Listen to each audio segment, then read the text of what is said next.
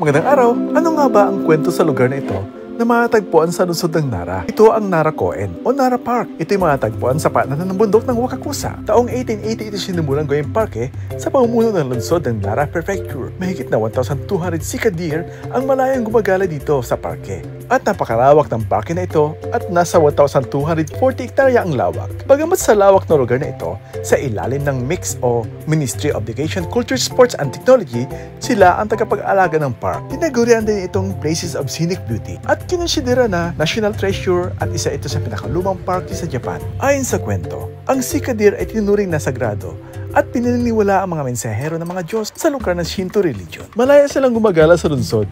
Ang mga ito ay protektado ng batas at isa sa pangunahing atraksyon sa lugar na ito. Bukod pa dito, ang magilo na nilalang ay hindi sila ordinaryong kasalamat. Sila rin ay simbolo ng lungsod at sila ang dahilan kung bakit dinarayo ito ng mga bisita mula sa iba't ibang panig ng mundo. Dahil sa kakaiba at maranasan mo ang pagkikipagkaibigan sa kalikasan. Ang mga bisita ay maaari makipaghalubilo sa usa at kahit napakain sila ng mga special deer crackers, sanay ng mga usa na makipagsalamuha sa mga tao.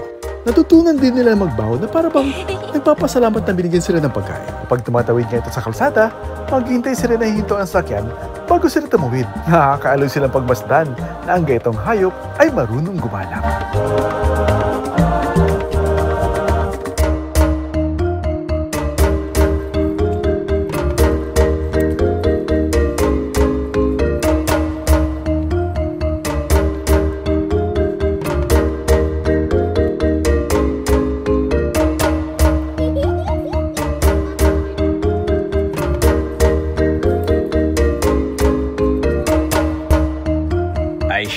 And that's it for today's videos. Thanks for watching. God bless everyone. Bye!